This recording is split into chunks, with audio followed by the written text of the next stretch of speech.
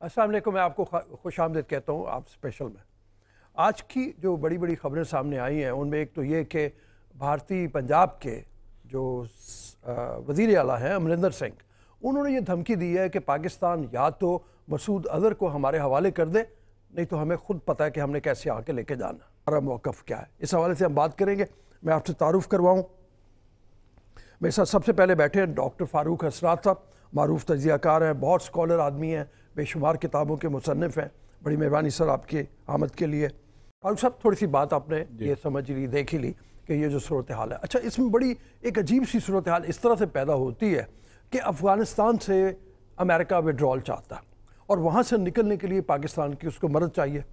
वहाँ से निकलना उसका हिंदुस्तान के लिए यकीनन बहुत तकलीफ़ दे। हिंदुस्तान को ये हलाशेरी देना कि तुम हमला कर दो, इससे अफ़गानिस्तान में जो वो चाह रहा है उसको शदीद नुकसान पहुँचेगा। फिर वो यूँ क्यों कर रहा?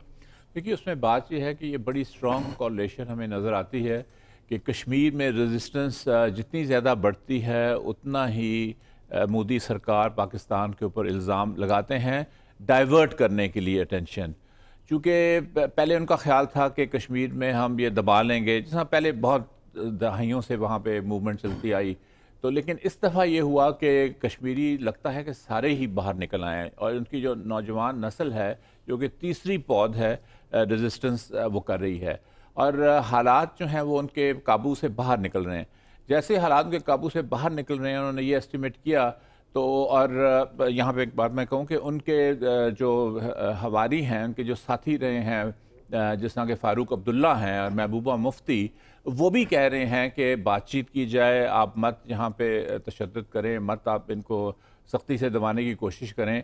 तो उसके बाद इंडिया को कोई ऑप्शन वहाँ पे नज़र नहीं आता, तो इसलिए जितना वहाँ पे प्रेशर बढ़ता है उतना ही वो पाकिस्तान के ऊपर इल्ज़ाम लगाते हैं उसको डाइवर्ट करने के लिए।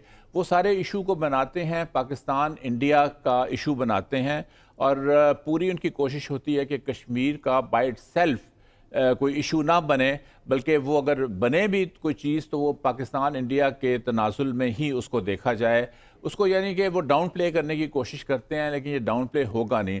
लेकिन यहाँ पे मैं एक बात कहूँ कि जब आप इस किस्म की वॉर मॉन्गरिंग करते हैं, जंगी जुनून फैलाते हैं मुल्क में, तो सही कहा जो आप हमारे गेस्ट थे कि फिर वो आपके काबू में भी नहीं रहता और लोगों की एक्सपेक्टेशन इतनी हो जाती हैं कि आप कुछ कर नहीं सकते और वो बैकफायर आपके ऊपर कर जाता है। तो वो लेकिन हमें अफसोस ये है यहाँ पाकिस्तान में बैठ के कि उनका मीडिया जो एक ज़माने में एक बड़ा एक बैलेंस्ड मीडिया होता था, या उनके वो लोग जो कि रीज़नेबल लोग होते थे ख़ास तौर पे कांग्रेस वगैरह में, वो भी बिल्कुल साइड लाइन हो गए हैं और पूरा मुल्क लग रहा है कि एक ही सिमत बीजेपी की जो सोच है या बीजेपी की जो एक्सट्रीमिज़म है उसके पीछे चल पड़ा है और जो से ज़रा सा भी इख्तलाफ करता है उसको गद्दार कह के और परे कर दिया जाए। जिस वक्त जो सूरत हाल है, मेरे ख्याल में तमाम चीज़ों पे तरजीह अमेरिका ये दे रहा है कि अफ़गानिस्तान का मसला हल हो जाए, तो ये रुकावट वहाँ भी बनती नज़र आएगी। फिर तो ऐसी सूरत में फिर क्या होता नज़र आता है आपको? मेरा ख्याल है कि चूँकि इस दुनिया में बहुत सी एक्टिविटीज़ हो रही हैं, बहुत सी मूवमेंट्स हो रही हैं, नए अलाइंसेस बन रहे हैं, पुराने ख़त्म हो रहे हैं, तो वो हम मेरा ख्याल है कि कोई थोड़ी सी हम उसको ओवर रीड करके और जो उनके आपस में अलाइंसेस हैं उनको हम कनेक्ट करने की कोशिश करते हैं, कुछ ब्लो अप भी करते हैं। मैंने ईरान की अखबारें देखी हैं, उनके आर्मी चीफ ने आज कहा था कि पाकिस्तान वहाँ पे कार्रवाई कर रहा है टेररिस्टों के ख़िलाफ़ जो कि जिन्होंने हमारे यहाँ हमला किया था। फिर हमारे जो वज़ीर ख़ारजा हैं इन्होंने फ़ोन पे बात की थी ईरान के वज़ीर ख़ारजा। ये ख़बरें इसलिए नहीं आ रही थी कि चूँकि शहज़ादा की जो उनकी विज़िट थी उसकी वजह से वो सारी छुप गई। फिर पाकिस्तान ने यह भी ऐलान किया कि हम एक डेलीगेशन ईरान भेज रहे हैं। मैं ईरान के साथ आप एक बातचीत कर सकते हैं अगर उनको कोई इशू है। इशू तो था, उनके 22 कमांडर्स पाकिस्तान की सरहद के करीब मारे गए, लेकिन उसको आप मैनेज भी कर सकते हैं। पहले भी ये होता रहा। हिंदुस्तान के साथ ये मसला हो रहा है कि आप उसको मैनेज नहीं कर पा रहे, क्योंकि जब आप बार बार कहते हैं कि जी हम बातचीत करने के लिए तैयार हैं, वो आपसे बात भी करने को तैयार नहीं है और बल्कि वो बड़ा एग्रेशन का वो, और हर रोज़ वो आगे बढ़ते जाते हैं। अभी उन्होंने आज दोपहर को ही कहा कि पाकिस्तानी जितने आए हुए हैं हिंदुस्तान में विज़िट करने के लिए वो 48 घंटे के अंदर अंदर वहाँ से निकल जाएं। फिर उन्होंने जो सीमेंट जा रहा था पाकिस्तान का वो बॉर्डर के ऊपर उन्होंने रोक लिया। तो अब एक बात रह गई है जो 2002 में हुई थी कि एयर स्पेस जो है वो अपनी बंद कर दे पाकिस्तान के लिए, لیکن آپ دیکھیے تھوڑا سا اگر آپ 2002 کے ساتھ ملائیے سارے معاملات کو، وہاں تو اپنی ساری فوج لے کے آ گئے تھے سرحد کے اوپر، اور پاکستان کی اپنی ایئر سپیس بھی بند کر دی تھی پاکستان کے لیے. تو پھر کیا ہوا تھا؟ آئے بھی اور پھر چلے بھی کیسے گئے؟ وہ چلے اس لیے گئے کہ وہاں پہ نیوکلیئر ڈیٹرنٹ نے کام کیا تھا. ان کو امریکاز نے کلیئرلی بتا دیا تھا کہ ہمارے پاس انفارمیشن ہے کہ پاکستان اپنے جو نیوکلیئر ایسٹس ہیں ان کو وہ جمع کر رہا ہے اور اس کو وہ تیار کر رہا ہے، اس لیے آپ اس سے باز آ جائیں اور آپ پرے ہٹ جائیں. ہم سارے حیران رہ گئے تھے کہ اچانک ان کی فوجیں جو ہیں وہ واپس جانا شروع ہو گئیں. تو اس لیے ان سے بھی ان کو سبق سیکھنا چاہیے کہ آپ اس طرح کی موبلائزیشن جب کرتے ہیں تو پھر آپ کو خفت اٹھانی پڑتی ہے اور آپ کے جو امیج ہے اس پہ بھی وہ اس کا بھی نقصان ہوتا ہے. یہاں پہ ایک اور میں بات کہوں گا، دیکھیے ہندوستان اگر یہ کلیم کر رہا ہے کہ کسی حد تک شاید صحیح بھی ہو کہ ہم ایک اکنامک ورلڈ پلیئر بننے کو جا رہے ہیں اور ہمارے ہاں ساری انویسٹمنٹس ہونی چاہیے، اور جو سعودی عرب بھی انویسٹ کرے اور دوسرے بھی کریں اور UAE کریں. اگر آپ ایک ٹینشن کا ماحول پیدا کرتے ہیں اور اس علاقے میں آپ یہ خطرہ ہو کہ شاید اگر 0.01 بھی چانس ہے کہ یہاں پہ نیوکلیئر وار ہو، تو کون انویسٹ کرے گا ہندوستان میں، یا کون اس پورے خطے میں انویسٹ کرے گا؟ اس لیے سے سیلف ڈیفیٹنگ ہے یہ ساری باتیں.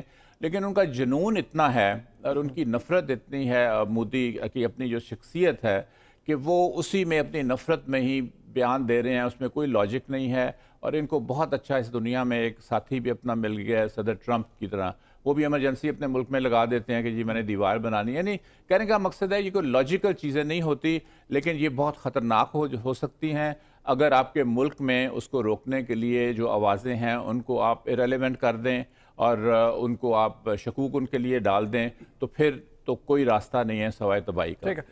ٹھیک ہے فاروق صاحب، یہ فرمائیے کہ ہندوستانی سے جو آوازیں اٹھتی ہیں ان میں سے ایک آواز یہ بھی ہے کہ پاکستان یہ کہتا ہے کہ اگر ہوگا تو ہم ریٹیلیٹ کریں گے، ہم جواب دیں گے. لیکن پاکستان کو شاید اندازہ ہی نہیں ہے کہ انڈیا کیا کر سکتا ہے. تو کیا واقعی یہ غلط فہمی وہ سمجھ رہے ہیں کہ ہماری ہے، یا واقعی ہم ریٹیلیٹ کر سکتے ہیں، اور اگر ہو سکتا ہے تو کس حد تک جایا جا سکتا ہے؟ دیکھیے ان کا جو کولڈ اسٹار کا ایک کانسیپٹ تھا کہ آپ حملہ کریں اور جلدی سے کریں اور ود ان فیو آورز یا منٹس آپ واپس چلے جائیں، یعنی آپ بلف کال کر رہے ہیں پاکستان کا، اور پاکستان جو ہے وہ پروٹیسٹ کرے گا اور چپ کر کے بیٹھ جائے گا. دیکھیے یہی سوچ ان کی تھی جب انہوں نے نیوکلیئر بلاسٹ کیے تھے 1998 میں کہ پاکستان کے پاس کوئی نیوکلیئر وہ نہیں ہے، پہلے تو پھر ہے ہی نہیں ہے ان کے پاس بام، اور دوسرا یہ اتنا انٹرنیشنل پریشر ہوگا، اور ڈالا بھی بہت سر کلنٹن نے ڈالا اور بھی یورپینز نے ڈالا کہ یہ نہیں کریں گے اور ہم ایک میجر پاور کے طور پہ پھر ڈومینیٹ کریں گے. لیکن وہ بلف ان کا کال ہوا، وہ پاکستان نے بھی کیے، اتنے ہی دھماکے کیے جتنے انہوں نے کیے تھے، بلکہ پاکستان نے زیادہ سوفسٹیکیشن حاصل کر لی ہے ٹیکٹیکل نیوکلیئر جو ٹیکنالوجی ویپنس کے. جس کا مطلب ہے کہ آپ چھوٹے علاقے میں جو فورسز آگے بڑھ رہی ہیں آپ کے ملک میں آ رہی ہیں، ان کے اوپر آپ حملہ کرتے ہیں وداؤٹ ڈسٹرائنگ دی انوائرمنٹ، اور جو کہ اس سے بہت وہ خائف ہیں، اس سے بہت خوفزدہ ہیں کہ یہ پاکستان کے پاس جو ٹیکنالوجی آ گئی ہے اس سے ہماری جو نیوٹرلائز ہو گیا جو ہماری فوج کی اتنی بڑی تعداد ہے. میرا خیال ہے کہ یہ نہیں شاید کریں گے چونکہ یہ ماضی کا دیکھ کے. لیکن یہاں لوگ صاحب میں ایک بات کہوں گا، جب ان لاجیکل لیڈر ہونے لگ پڑیں، جیسا ہٹلر جب فوجیں برلن کے قریب آ گئی تھیں اور آوازیں بھی توپوں کی آ رہی تھیں تو اس نے کہا تھا میوزک اور اونچا کرو. تو اس لیے جب ان لاجیکل ہو جائیں تو آپ کچھ بھی ایکسپیکٹ کر سکتے ہیں. اصل بات یہ ہے کہ پاکستان اپنے ڈیفنسز صحیح کرے. عابد صاحب نے پہلے بات شروع میں کی تھی کہ آپ اپنے گھر کو سیدھا کریں، اپنے انسٹیٹیوشن کو سیدھا کریں، اپنی اکانومی کو سیدھا کریں تو آپ مضبوط ہو جائیں. جی ہم نے جو بات کی یہاں پہ سب سے اہم بات یہی ہے کہ ہمیں اپنے گھر کو ٹھیک کرنا چاہیے. اگر ہماری معیشت ٹھیک ہوگی تو نہ تو ہمیں کسی سے بھیک مانگنے کی ضرورت پیش آئے گی اور نہ ہی ہمیں کسی کی طرف مرض کے لیے دیکھنے کی ضرورت پیش آئے گی. ہمارا گھر ٹھیک ہوگا تو امن بھی ہوگا اور کشمیر بھی آزاد ہو جائے گا، کیونکہ ہم مضبوطی کے ساتھ بات کر سکیں گے. ابھی اجازت دیجیے، اللہ حافظ.